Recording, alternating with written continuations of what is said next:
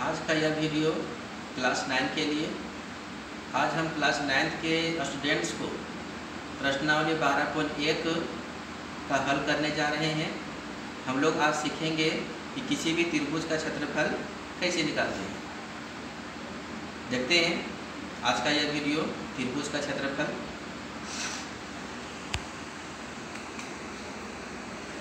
मान लेते हैं यह प्रश्न है, उस त्रिभुज का क्षेत्रफल ज्ञात करें जिसकी भुजाएं 10 सेंटीमीटर, 14 सेंटीमीटर और 18 सेंटीमीटर है। ये प्रश्न है। इस प्रश्न को कैसे हल करते हैं? एक त्रिभुज बनाएं।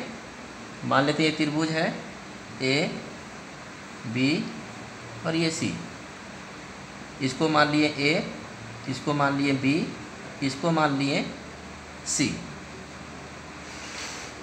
अब यहाँ देखते हैं, यहाँ जो मान दिया हुआ था तीन भुजा का मान 10, 14 और 18 मान लेते हैं। माना ए बराबर 10 सेंटीमीटर, बी बराबर 14 सेंटीमीटर और सी बराबर 18 सेंटीमीटर।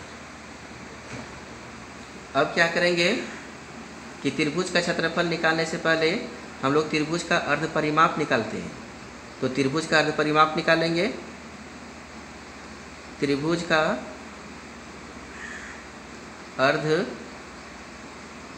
परिमाप, इसको संकेत में एस कहते हैं। इसका फॉर्मूला होता है अर्ध परिमाप निकालने का ए प्लस बी प्लस सी बटा 2। अब इसे मान पुट करेंगे। ए का मान है 10 लिखें। बी है, बी का मान 14 सेंटीमीटर, 14 लिखें। और सी का मान 18 है, 18 सेंटीमीटर लिखें बटा में 2। अब इसको जोड़ देते हैं।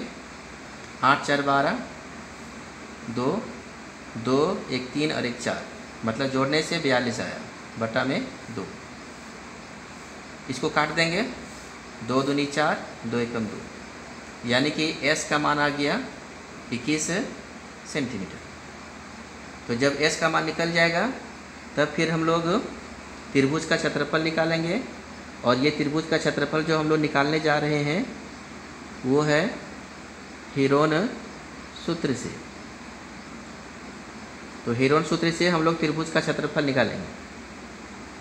त्रिभुज का क्षेत्रफल बराबर, इसका सूत्र होता है एस ब्रैकेट में एस माइनस ए, ब्रैकेट में एस माइनस बी और ब्रैकेट में एस माइनस सी। इसको रूट में कर देंगे। ये सूत्र हो गया। अब इस सूत्र में मान पुट करेंगे। एस है तो एस का मान कितना है 21, तो 21 लिखें ब्रैकेट। फिर एस है, एस का मान 21 माइनस ए है, तो ए का मान 10 था, 10 लिखें। फिर एस का मान 21 है, 21 लिखें। बी है तो बी का मान कितना था 14, तो 14 लिखें। फिर एस का मान 21 और फिर सी है तो सी का मान 18 था, 18 लिखें। इसको भी रूट में कर देंगे। अब इसको गुणनखंड करेंगे।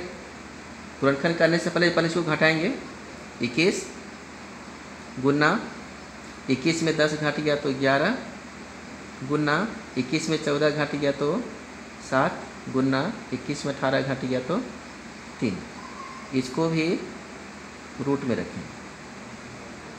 अब क्या करेंगे, यहाँ जितना भी संख्या है सबको गुणनखंड करेंगे। सबको गुणनखंड करना पड़ेगा। जैसे 21 है तो 21 का गुणनखंड करके यहाँ मान लिखेंगे। जैसे 21 का गुणनखंड हम लोग रफ में भी कर सकते हैं। जैसे 21 का गुणनखंड करना है, ये हो जाएगा 3 से 21, अर्थात 3 गुना 7 आएगा। यहाँ लिख दिए 3 गुना 7। 11 का गुणनखंड नहीं होगा, 11 लिख देंगे। 7 का भी गुणनखंड नहीं होगा, 7 लिख दिए।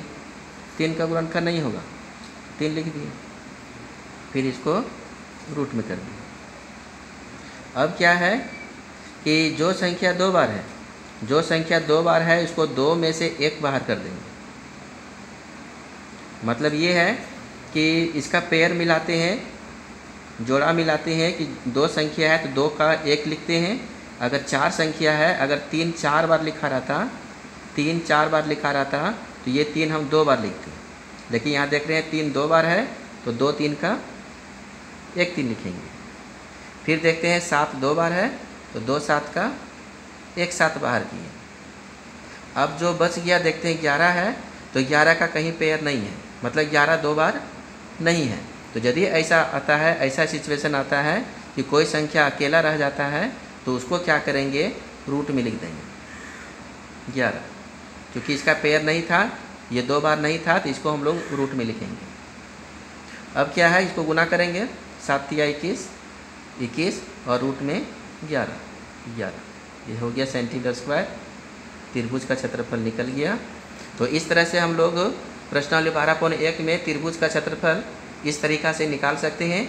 लेकिन कुछ प्रश्न ऐसा है जो कि स्टूडेंट से हल नहीं होगा। अगले वीडियो में हम ऐसे कुछ सवालों का हल करेंगे जो कि थोड़ा सा इस प्रश्न से डिफरेंस है। धन्यवाद।